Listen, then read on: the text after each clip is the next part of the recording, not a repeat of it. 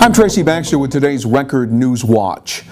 The three young victims of the Hudson River tragedy were laid to rest earlier today following a private service that was held at the Alfonso Brown Funeral Home in the Rockland County community of Spring Valley. 5-year-old Landon Pierre, his 2-year-old brother Lance, and their 11-month-old sister Leanna died after their mother LaShonda Armstrong drove her minivan into the Hudson River.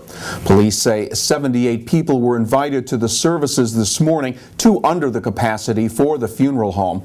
The children were not buried with their mother. Services for her were held last Thursday, also in Spring Valley. The father of the young victims, Jean-Pierre, had issued a statement saying the funeral for the children would be held separately. Reporters Doyle Murphy and Adam Bosch will have the complete story involving today's events in tomorrow's Times-Herald Record. Police in the town of Woodbury have their own tragedy to investigate, and they say the Saturday deaths of a man and his girlfriend is an apparent murder-suicide. Officers responding to a residence on Woodward Terrace say 26-year-old Vincent Russo had used a handgun to shoot and kill his girlfriend, 22-year-old Ramy Gisildo, a resident of the Philippines. She had been shot several times. Her body was found slumped alongside the house. Russo's body was found in the driveway. He died from a gunshot wound to the head. Gisildo was visiting family who live at the Woodward Terrace address. Police say Russo had come up from Virginia to see her and her family.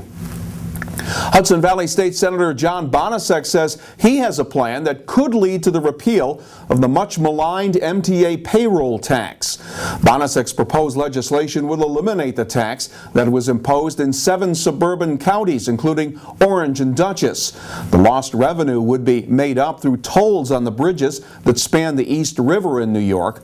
Tolls on the Brooklyn, Manhattan, Williamsburg, and Queensboro bridges would, according to Bonasek, bring in more revenue for the MTA than the payroll tax currently does.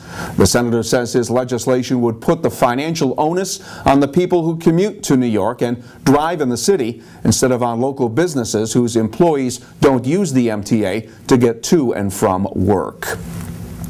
It began as an investigation into a fire inside a garage at a residence on Mountain Road in Bloomingburg on Saturday. State police say the suspected arson fire destroyed 3 antique motor vehicles along with the garage.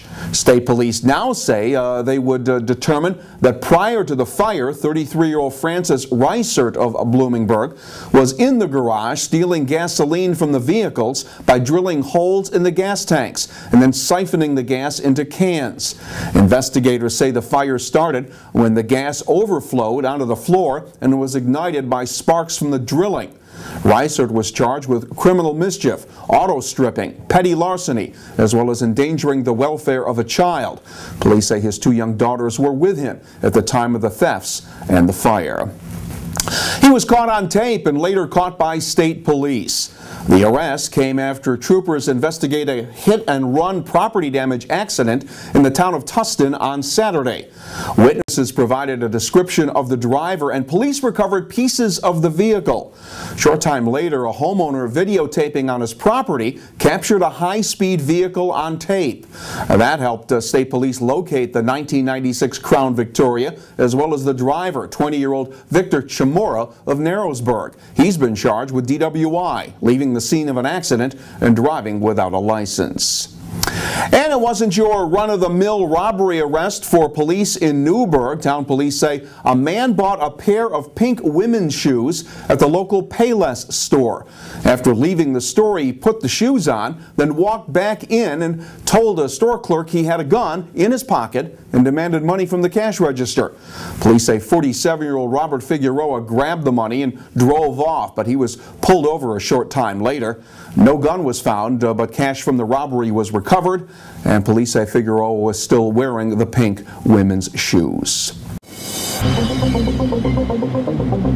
We're hoping for drier weather in the days ahead. We will definitely get some warmer weather. Tomorrow will be partly sunny with temperatures getting up around 80 degrees. Look for a mix of sun and clouds on Wednesday. The chance of late day showers, the highs will be in the mid-70s. You'll stay on top of all the news when it breaks, when you make Record Online a part of your daily routine. And you'll get all the news in detail when you pick up tomorrow's edition of the Times-Herald Record. For Record News Watch, I'm Tracy Baxter.